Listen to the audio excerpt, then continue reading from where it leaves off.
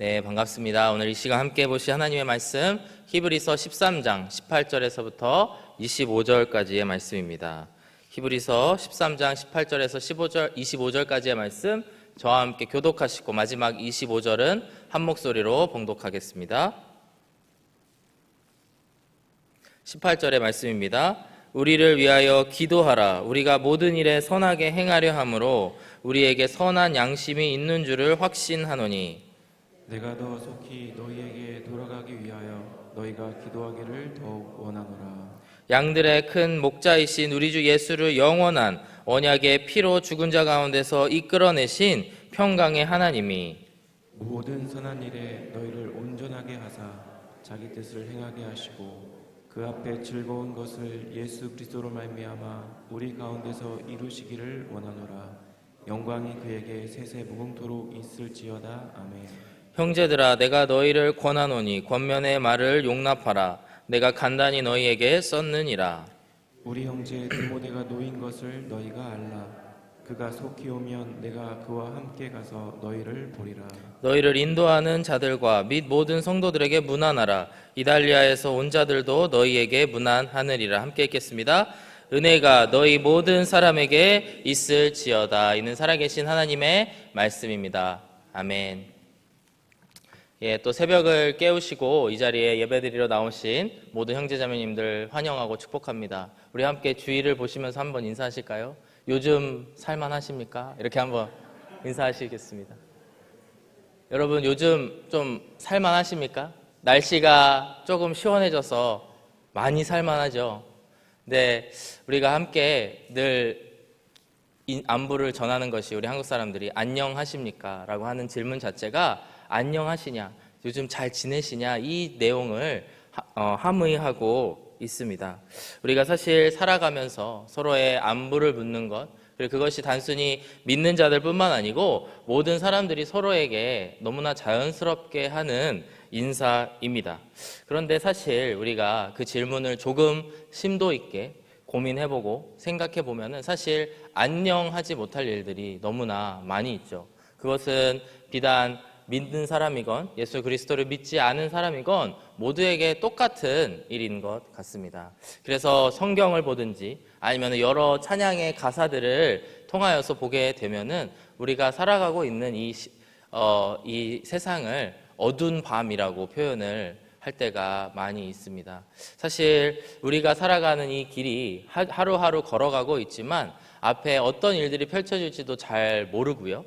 그 다음에 그 펼쳐진 어떤 것들을 좀 예상하고 기대를 한다고 하여도 그 뜻대로 되지 않은 경우가 너무나 많이 있습니다. 그렇기 때문에 시편 119편 105절의 말씀 아주 유명한 말씀입니다. 주님의 말씀은 내 발의 등이요 내 길의 빛이니이다 라고 하는 말씀이 우리에게 너무나 중요한 것이죠. 어두움 가운데 어두운 밤 같은 그 시간들을 걸어가고 있지만 우리에게 한 줄기 빛이 있다. 그것이 바로 주님의 말씀이다라고 하는 것입니다. 우리가 함께 지난 한 달간 9월 1일에서부터 오늘이 9월 말일입니다. 어느새 오늘까지 함께 히브리서를 묵상하면서 전체 히브리서를 같이 새벽마다 묵상하면서 많은 은혜를 받으셨을 거라고 생각합니다. 히브리서의 저자가 히브리서를 써내려가고 있는 배경은 참 신앙인들에게 있어서 어두운, 어찌 보면 지금보다도 더 어두운 시기가 아닐까 생각이 듭니다. 주변에 있는 믿는 자들이 모두 죽임을 당하는 일들도 비일비재합니다. 황제를 숭배하지 않는다든지 아니면은 여러 가지 이유로 그리스도교가 핍박을 받았기 때문에 정말 한순간 예배를 드리는 것조차도 너무나 어려운 그런 시간들이었죠. 동시에 외부의 핍박뿐만 아니라 같은 예수 그리스도를 믿는 형제 자매라고 생각을 하였는데 그 가운데에 예수님을 배신하는 배교자들이 많이 나왔던 시대가 또한 히브리서를 작성하였던 초대교회의 시대라고 할 수가 있습니다. 이 시간들이야말로 이 히브리서를 쓰고 있는 저자나 아니면 히브리서를 받고 수신하고 있는, 읽고 있는 그 수신자들, 신자들이나 모두에게 있어서 어두운 밤 같은 길이다라고 생각이 듭니다. 그래서 오늘 함께 읽으신 13장의 말씀, 오늘 말씀을 통해서 히브리서 전체를 마무리하고 있습니다. 히브리서 13장의 말씀을 우리가 전체적으로 보게 되면은 한 가지의 아주 중요한 메시지를 보내고 있는데요. 사랑하고 또 사랑하는 우리 믿는 그리스도인들아, 너희들은 고난과 핍박에도 불구하고, 그리고 예수님을 배신하고 싶은 마음이 드는 유혹이 몰려올지라도 너희가 하던 일들을 계속해서 하라라고 하는 말씀을 계속해서 강조하고 있습니다. 13장의 말씀을 전체적으로 나중에 혼자 개인적으로 묵상하시다 보면 알게 되는데요. 수없이 많은 명령형 동사들이 나오고 있습니다. 이것을 해라, 저것을 해라, 이것을 하지 말라, 저것을 해라, 이런 단어들이 계속해서 반복을 하게 되는데, 그것을 한마디로 정리를 하게 되면은 너희에게 고난과 핍박이 찾아올지라도 하던 일들을 계속하라. 고난과 핍박을 받을 줄 모르고 믿었던 예수 그리스도를 계속해서 따라가면서 기존에 했던 일들을 계속하라는 말씀을 하고 있는 것입니다.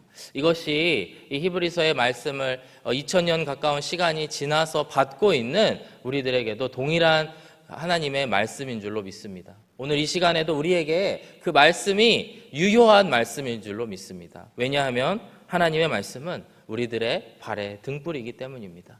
그렇기 때문에 오늘 히브리서를 마무리하면서 함께 히브리서 저자가 우리에게 계속해서 하기를 원했던 것, 우리에게 계속해서 하기를 권면하고 간구하였던 것이 무엇인가를 함께 묵상하며 나아가면서 우리의 오늘 한 걸음이 어두운 밤 가운데 걸어가고 있는 것 같지만 잘 걸어가고 있는가, 정말 그 발걸음을 잘 떼고 있는가 함께 살펴보기를 원합니다. 그리고 한 가지 더, 그렇게 한 걸음을 옮길 때에만이 우리가 정말 살만한, 살기 좋은 세상, 나의 영혼이 정말 안전한 그런 걸음일 줄로 믿습니다. 오늘 함께 히브리서 13장 18절에서 25절, 조금 13장 앞부분도 함께 묵상하면서 히브리서 저자가 우리들에게, 그리고 히브리서를 받고 있는 초대교회 그 히브리인 신자들에게 무엇을 계속해서 하기를 원하는지, 간구하고 있는지 함께 살펴보기를 원합니다. 먼저 우리가 이틀 전에 함께 묵상했던 13장 1절과 2절의 말씀을 먼저 살펴보기를 원합니다. 이렇게 이야기합니다. 형제 사랑하기를 계속하고 선님 대접하기를 잊지 말라. 이로써 부지 중에 천사들을 대접한 이들이 있었느니라. 1절의 말씀을 다시 보시면요, 계속해서 무엇을 하라고 말씀하냐면 형제를 사랑하라 라고 말씀을 하고 있습니다. 우리가 사실 형제 사랑하는 것 자체도 굉장히 어렵죠. 근데 형제 사랑하기보다 더 어려운 것이 내가 어려움을 당했을 때에 형제를 사랑하는 것이 더 어렵다고 생각이 듭니다. 아마도 처음 예수님을 믿는 초신자가 있다고 가정을 해봅시다. 그는 유대인입니다. 유대인 배경에서 자랐는데 예수 그리스도가 메시아임을 알게 된 것입니다. 복음을 들음으로 인해서 알게 된 것입니다. 그래서 그 믿음에 순종하면서 교회 공동체 안에 들어오게 되었고 한 걸음 한 걸음 신앙생활을 하고 있는 것입니다. 그런데 그의 삶 가운데에 그리스도인이라는 이유만으로 사회에서 불이익을 당하기도 하고 고립을 당하기도 하는 상황들, 특별히 같이 자란 유대인들에게 핍박받고 배척당하는 일들을 경험하게 된 것이죠. 그런 상황 가운데에 있었던 한 유대인 출신 그리스도인이 있었다고 한다면 이 그리스도 믿는 것 그만둬버릴까 하는 유혹들이 너무나 당연히 있었으리라고 생각이 듭니다. 왜냐하면 우리는 누군가 이웃을 사랑하기보다는 나 자신을 사랑하는 본성을 가지고 있기 때문이죠. 나의 안위와 또 나의 안락과 또 나의 여러 가지 유익들을 추구하게 된다면 형제 사랑하기라고 하는 것은 우선순위에서 저 뒤로 밀려나가는 일일 수밖에 없는 것입니다. 특별히 2절의 말씀, 손님 대접하기를 잊지 말라라고 하는 말씀을 통해서 한 걸음 더 나아가서 믿는 형제들을 넘어서서 믿지 않는 사람을 포함한 모든 사람들, 손님을 대접하기를 잊지 말라, 그렇게 간구를 하고 있는 것입니다. 제가 예전에 대학교 시절에 이제 여름방학에 한국에 들어간 적이 있습니다.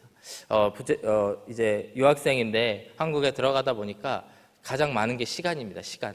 그래서 제가 한 것이 무엇이냐면 여름 수련회에 따라가서, 중고등부 여름 수련회에 따라가서 이제 발런티어 교사로 이제 봉사를 한 적이 있습니다. 근데 그 해에 그 봉사가 제 인생에 남는 최악의 그런 봉사였던 기억이 있습니다. 왜냐면 그때 좀 저희가 섬기던 교회가 조금 큰 교회였기 때문에 그때 고등부였습니다. 정확히는 고등부 수련회만 갔는데 약 400~500명 이 정도 막 모일 정도로 엄청 많았던 것이죠. 근데 그렇게 고등부 수련회를 하던 중에 뭔가 어떤 아이들이 좀 아픈 일들이 생겨난 겁니다. 병이 생기고 좀 이렇게 아픈 그런 일들이 생겨나서 사실 비상이 걸린 거죠. 그럴 때 사실 우리는 기도하고 같이 그들을 보살피고 수련회를 그렇게 이끌어가면 좋았을 텐데, 그때에 지금으로 치면은 신학교를 다니고 있었던 간사님이었는데, 그분이 하는 얘기가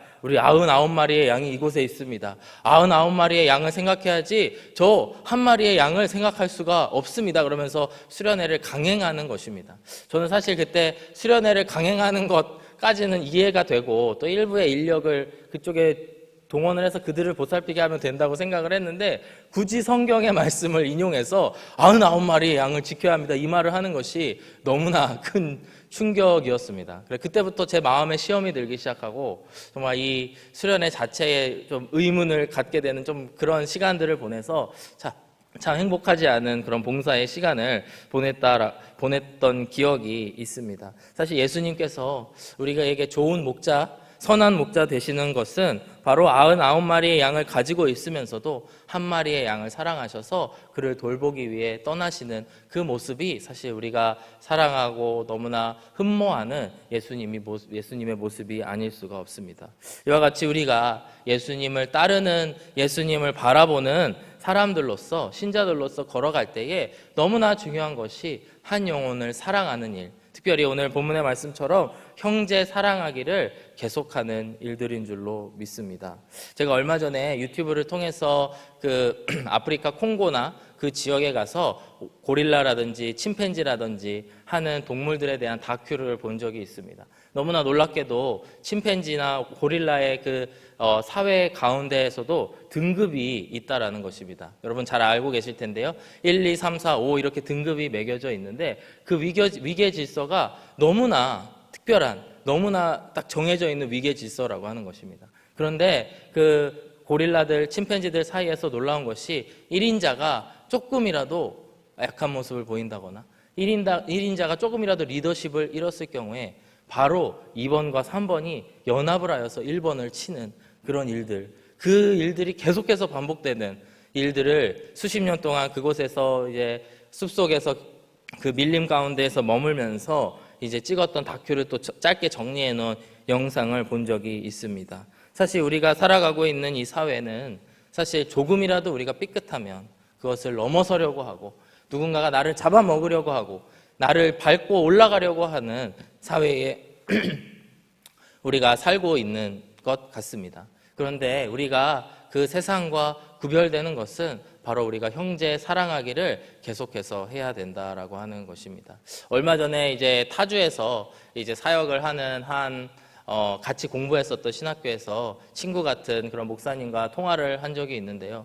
그 교회는 저희 교회보다 조금 크기가 커서 이제 풀타임 사역자들이 훨씬 더 많이 있는 그런 교회입니다. 그런데 이야기를 듣다가 그곳에서 얼마나 그 함께 사역하시는 목사님들 사이에서 형제 사랑하기를 하지 못해서 서로를 어떻게 보면은 경쟁하고 서로를 뭐 음해까지는 아니지만 조금 이간질도 하고 막 그런, 정말 죄송합니다 이런 표현을 써서, 침팬지 같은 일들이 벌어지고 있는 일들이 있어서 너무나 안타깝다라고 하는 생각이 들었습니다. 그처럼 우리가 교회라고 하는 겉모습을 가지고 있다고 해서 우리 안에 사랑이 있는 것이 아니죠. 교회라고 하는 겉모습을 가지고 있다고 해서 그리스도의 사랑을 실천할 수 있는 것이 아닙니다.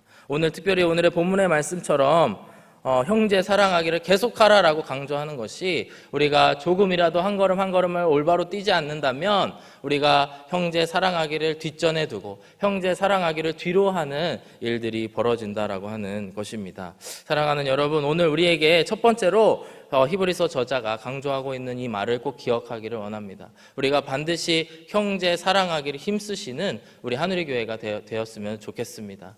그리고 우리가 형제 사랑하기를 힘쓰는 각 목장이 되고 또 각 목자님들이 되시고 또 우리의 목장 식구들이 되었으면 좋겠습니다. 그리하여서 쓸데없는 일들로 경쟁하는 것이 아니고 우리가 하늘에 계신 하나님을 바라보면서 오늘도 나의 이웃을 사랑하며 또 섬기며 나아갈 때에 우리 하나님께서 영광 받으실 줄로 믿습니다. 우리가 그것을 믿고 나아가기를, 한 걸음을 나아가기를 원합니다. 그렇다면 두 번째로 오늘의 본문의 말씀을 통해서 히브리서 저자가 우리에게 이야기하고 있는 것은 무엇이냐면 우리는 계속해서 기도해야 한다라고 하는 것을 이야기하고 있습니다. 18절의 말씀을 보시면 우리를 위하여 기도하라. 우리가 모든 일에 선하게 행하려 함으로 우리에게 선한 양심이 있는 줄을 확신하노니 내가 더 속히 너희에게 돌아가기 위하여 너희에게 기도하기를 더욱 원하노라. 여기서 우리를 위하여 기도하라라고 하는 18절의 말씀 또한 그 명령형 동사로 사용이 되었습니다. 히브리서 저자는 이 편지를 통하여서 히브리서를 받고 있는 수신인들에게 계속해서 끊임없이 기도하라. 그리고 특별히 두 가지를 위해서 기도하고 있죠. 계속해서 모든 일을 선하게 행할 수 있도록, 그 히브리서를 쓰고 있는 그 믿음의 공동체가 모든 일을 선하게 행할 수 있도록 계속해서 기도하고, 두 번째는 다시 돌아가서 연합할 수 있도록 계속해서 기도하라라고 하는 말씀을 우리에게 이야기하고 있습니다. 우리는 중보기도의 그런 일들을 종종 강조하곤 합니다. 우리가 서로를 위해서 기도해야 되고 또 이웃을 위해서 기도해야 됨을 이야기하고 있습니다. 여러분, 우리가 서로를 위해 기도하는 것이 너무나 중요하죠. 근데 우리가 한 가지 명심해야 될 것은 우리가 기도한다고 해서 날마다 응답을 받는 것은 아니다라고 하는 것을 이 시간 기억을 해야 됩니다. 사도행전 12장의 말씀을 보시면은 아주 의미가 있는 성경 구절이 있습니다. 12장의 말씀을 보시면 이제 먼저 사도 야고보가 헤롯 왕의 핍박을 통해서 감옥에 투옥되게 됩니다. 그리고 사도 야고보가 그의 목이 잘려서 첫 번째, 사도 중에 첫 번째 순교자가 나오게 되는 것이 12장의 말씀입니다. 그리고 그렇게 한 것을 유대인들이 너무 좋아하니까 헤롯이 이번에는 베드로를 잡아서 베드로를 옥에 가두는 일을 행하게 됩니다. 근데 그 와중에 쓰여졌던 구절이 이제 사도행전 12장 5절의 말씀인데요. 바로 이에 베드로는 옥에 갇혔고 교회는 그를 위하여 간절히 하나님께 기도하더라. 즉 베드로가 옥에 갇혔을 때에도 교회가 그를 위해서 기도하였고, 동시에 야고보가 옥에 갇혔을 때에도 교회가 계속해서 간절히 기도하였다라고 하는 것입니다. 근데 우리가 기도를 할 때에 사실 우리가 착각할 수 있는 것이 항상 우리의 기도에 응답하실 수 있다, 하나님께서 응답할 수 있다라고 하는 믿음을 우리가 가져가야 되지만 반드시 그런 건 아니라는 것을 사도행전의 말씀은 이야기하고 있습니다. 하나님께서는 야고보를 통하여서는 첫 번째 순교의 열매, 첫 깨끗한 열매를 맺기 위해서 그를 하나님께서는 순교하게 하셨고, 동시에 하나님께서는 베드로를 통하여서 하실 일들을 많이 남겨두셨기 때문에 그 교회의 기도를 들으시고 기도에 맞게 응답하여 주셔서 천사들이 와서 감옥에서 나아갈 수 있도록 기도의 응답을 해주었다라고 하는 것입니다. 우리가 기도하면서, 특별히 중보기도를 하면서 꼭 반드시 기억해야 될 것은 우리가 기도할지라도 하나님의 주권과 섭리 가운데에서 이 역사는 운행됨을 반드시 기억을 해야 됩니다. 그렇다면 우리가 스스로에게 물어볼 수 있는 것, 그렇다면 내가 왜 기도를 해야 되나? 내가 왜 기도를 해야 되나? 어차피 내가 기도한다고 해서 결과가 바뀌지 않을 텐데 내가 왜 기도를 해야 되나라는 고민들이 우리가 기도하는 가운데에 생기실 것입니다. 그런데 우리가 쉬지 않고 중보 기도를 해야 되는 이유가 무엇이냐면 기도하는 자들에게 하나님께서 응답하신 것을 보여주신다라고 하는 사실입니다. 교회가 계속해서 베드로의 그런 투옥된 상황들을 위해서 기도할 때에 베드로가 이제 풀려나게 되고 그 기도하고 있는 다락방으로 찾아오게 됩니다. 그때에 베드로가 돌아왔다라고 하는 그 소식을 듣게 되지만 그 교회에 있는 사람들은 믿지를 못하죠. 근데 한 소녀가 가장 먼저 달려가서 베드로에게 문을 열어주고 하나님께서 응답하셨음을 깨닫게 하십니다. 이와 같이 우리가 하나님 앞에 기도할 때에 반드시 그 기도의 제목들이 응답되는 것을 우리가 바라볼 수 있다라고 하는 것입니다. 제가 종종 설교 중에서도 말씀드린 적이 있는데요. 주일날 이제 함께 중보기도를 하는 중보기도 모임이 있습니다. 중보기도 모임을 하다 보면은 장기 결석자들이나 혹은 복음을 들어야 되는 이제 이분이 예수님을 영접했으면 좋겠습니다라고 하는 사람을 기도 제목으로 받기도 합니다. 근데 여러분 몇 번 제가 말씀드렸지만 제가 대부분 그 사람들을 잘 모릅니다. 잘 모릅니다. 예, 얼굴도 모르고 어디에 사시는 누군지 뭐 어렴풋하게 아는 분들도 있지만 사실 잘 모릅니다. 그러다가 이제 어느 주일날도 저 뒤에 서서 처음 새가족이 오시는 분들이 누가 계시나 이렇게 기다리면서 처음 보는 얼굴이 있으면 가서 인사를 하죠. 그러다가 제가 기도했던 그분의 이름이 제가 그 사람입니다 라고 응답할 때에 정말 그 상대방이 너무나 부담스러워할 정도로 기뻐한 적도 있습니다.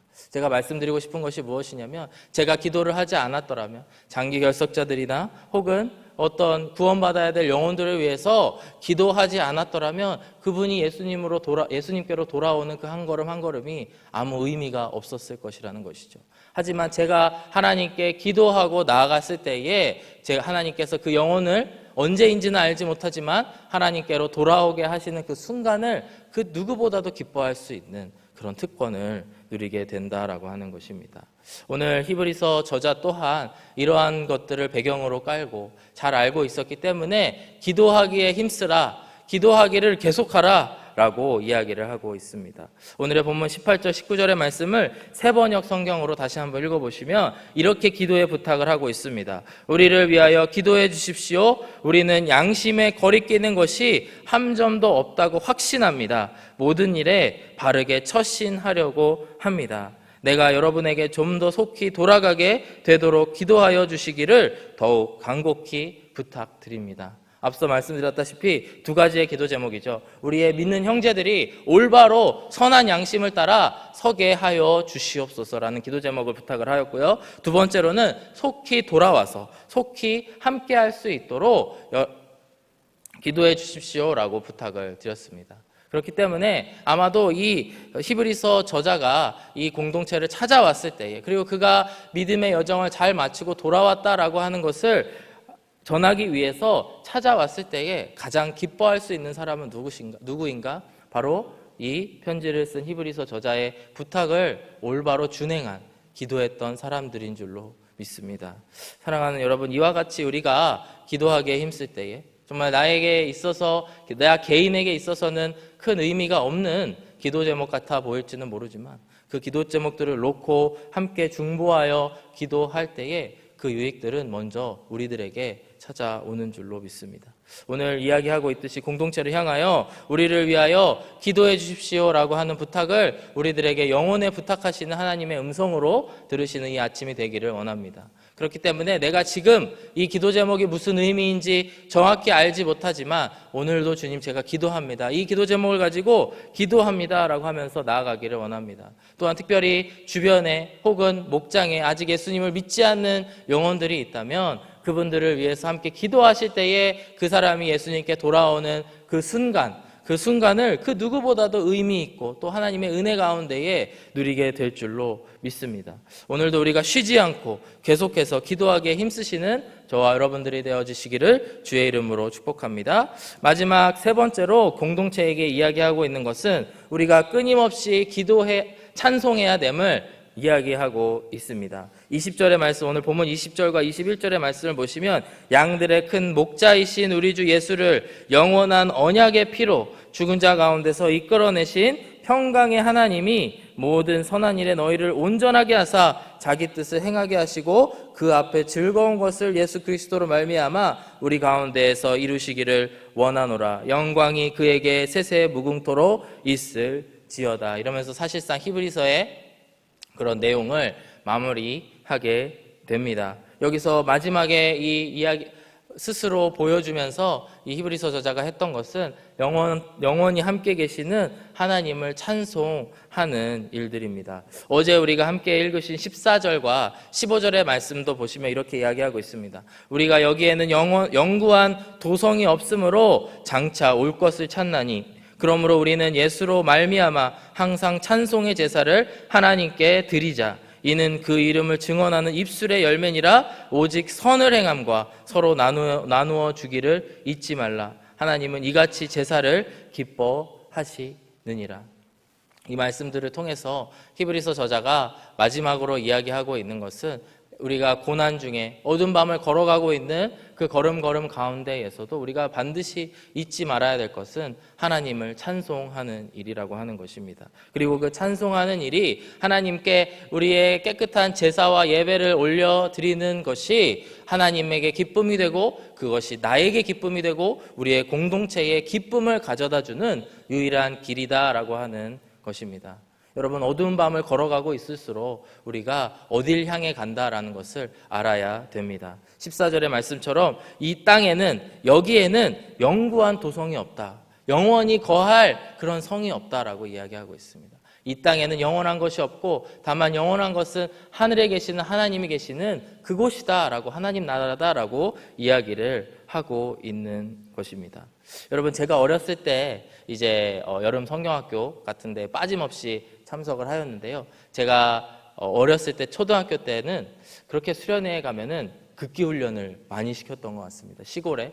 이제 그때 거기에 참여해 보신 분들도 계실 거고 그런 곳에 이제 교사로 참여해 보신 분들도 왜 그러셨나 좀 궁금합니다. 수련회에 가서 그렇게 어두운 밤 이렇게 한 서너 명 이렇게 묶어놓고 너네 여기에서부터 여기까지 가야 된다. 근데 거기가 시골길입니다. 그래서 거기를 이렇게 걸어가다 보면은 막 형들도 있고 누나들도 있고 동생들도 있지만 이렇게 거기 이렇게 있으면 그렇게 무서웠던, 멀리서 들리는 개 짖는 소리가 늑대 짖는 소리 같은 그런 느낌이 들게 되고 정말 저기 서 있는 나무가 뭔가 사람이 서 있는 것과 같고 그런 공포를 경험했던 적이 있습니다. 근데 그때 보면요, 매년 그걸 했거든요.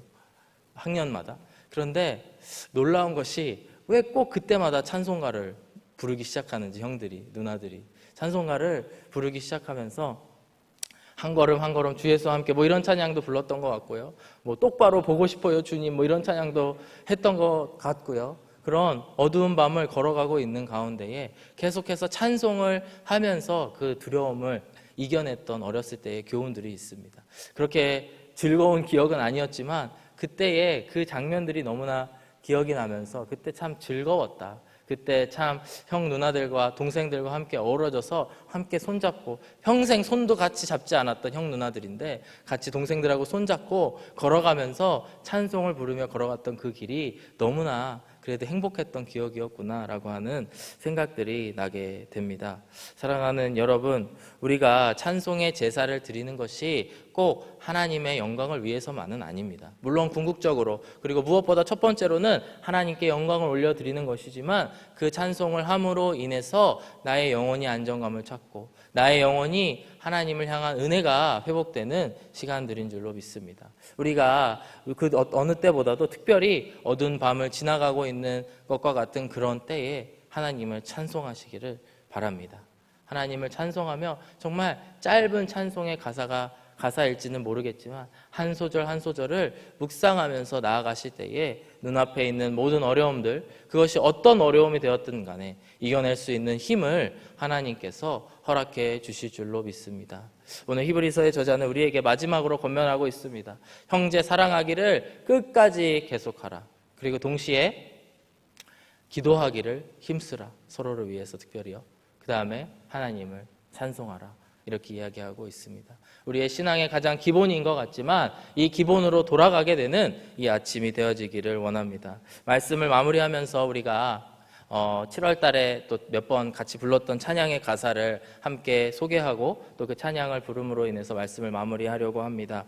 우리 함께 어두운 밤 다 물리쳐내고라고 하는 찬양의 가사입니다. 그 찬양의 가사를 보면 이렇습니다. 우리 함께 어두운 밤 다 물리쳐내고 우리 주님 오실 아침을 같이 맞이합시다. 길이 참고 견딘 삶 주가 기억하시리. 그가 보이실 영광 중에 우리 나타나리라. 후렴의 가사를 보시면요, 주께 영광 모든 찬양받기 합당하시니 주께서 우리와 영원히 함께 하시리. 그의 부르심 따라 우리 함께 주를 노래합시다.